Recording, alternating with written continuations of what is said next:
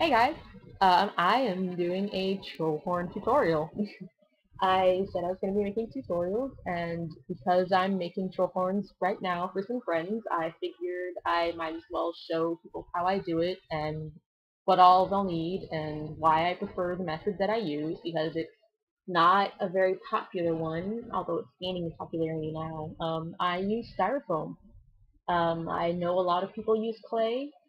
I've used clay. It's expensive, it dries out, it's difficult to work with. Even if you've worked with clay before, making horns with them is it's an adventure.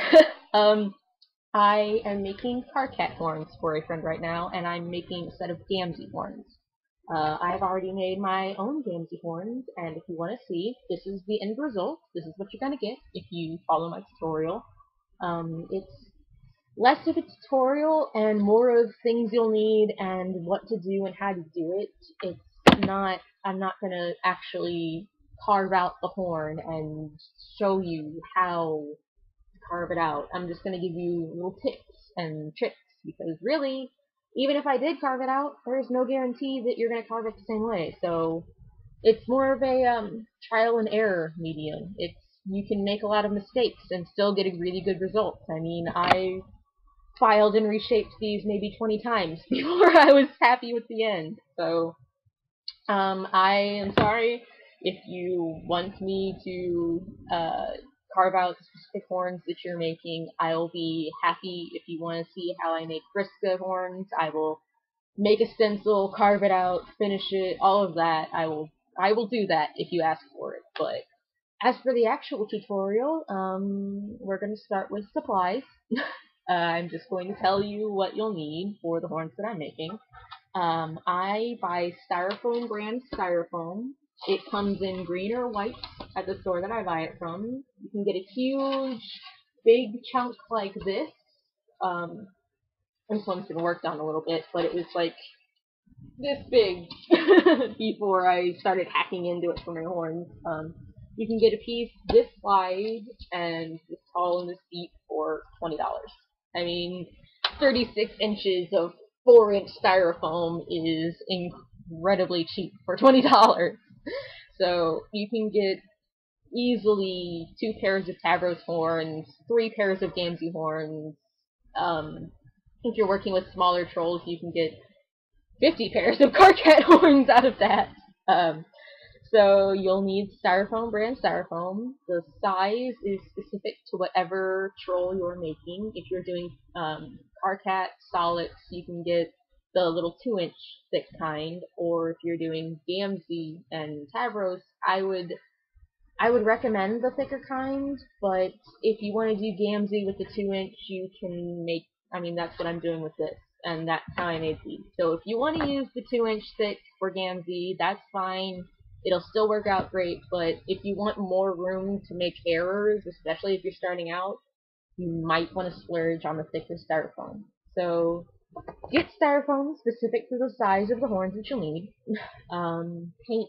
Paints are a very important part. The color is incredibly crucial for me because I like to be as close to canon as physically possible, especially with pixelated characters. So most people do some kind of red for the base, and then a paler yellow or a bright neon yellow, which is even worse. I found some colors that work perfectly and actually match the colors of canon. If you'll notice on the sprites, they're orangish red. They're not bright, bloody red. They're a transition between a palish yellow and this color right here. So for that look, I would recommend cadmium yellow, Americana brand. It's maybe $2 a bottle. For Gamzee horns, with all the layers I put on, I needed 2 cadmium yellows and 1 cadmium orange. Those are the colors I use.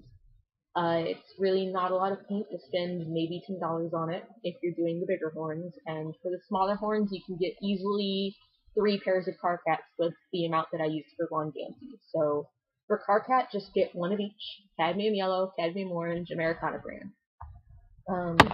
Tools. Tools are important for carving. I would definitely recommend that you get specific to styrofoam carving tools. Do not use steak knives or sandpaper. Get the tools that are made for styrofoam because they will work a lot better than anything else you get. I have tried steak knives. I didn't want to jump right to buying the actual tools. It did not work nearly as well. It chips away at it. The grooves aren't made for it, so they're not as smooth as you need.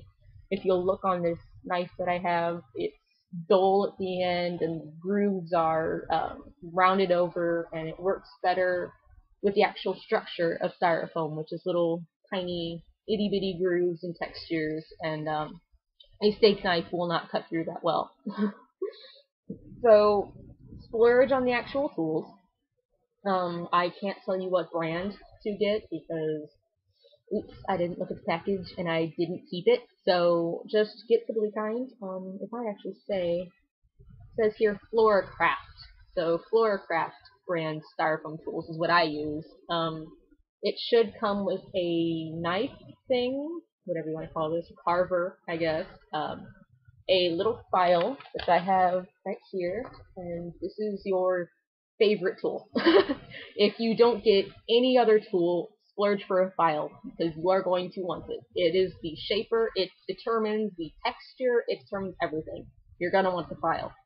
And it also comes with a needle point, little object, like a design if you were going to put specific little details into it, which you won't need for the horns. That's why I don't have it on me, but I guess if you're going to trace out your design, then you're going to want to have something that you can do the lines with, and I'll show you how to do that later. So, yeah, and the last supply, besides styrofoam tools and paint, is glue sticks. Most people use some kind of gloss or glaze, or I don't even know. I couldn't find it, and what I did find was expensive, so I use glue sticks. I actually really enjoy how the glue sticks work. I get Elmer's brand, the super size, the ones that are like freaking tall, because I need a lot of glue stick to cover a Gamzee or a Tavros, and the little tiny ones, they're not going to do it for me. So Elmer's brand, I get the purple colored kind, because when you're working with white styrofoam like I did for Gamzee, if you use clear, you're not going to be able to see what you haven't gone over, and you're going to use more glue than you need. So I would recommend getting the colored kind. When you mix the paint in with it, it'll cover the color anyway, so it doesn't really matter. And that's really it for supplies. I guess next we can move on to the actual tracing. I would recommend that you cut out a stencil of your horn. Like for Gamzee, I traced out the S shape that he has, and I made it a little bigger than what I'm going to need. Like, if you can see, this is how big my actual stencil was, and this is how big the horn ended up. So you're going to want to make sure that you give yourself a little room to work with, because when you file it down, you're going to do a lot of filing, and you're going to use a lot more styrofoam than just the actual size that you want. So make it bigger than you need. Cut it into the styrofoam, like lay the piece of paper down. Piece of paper here. Lay the piece of paper down flat on the styrofoam and take the little needle points, or you can even use your knife to just trace in your shape, being very careful not to move it or anything like that. You should hear the styrofoam crunch when you go through. If you just graze it over, it's not going to etch the design. So I don't really need to explain much more of that. I think you can understand how to carve a stencil and a shape. So moving on from that,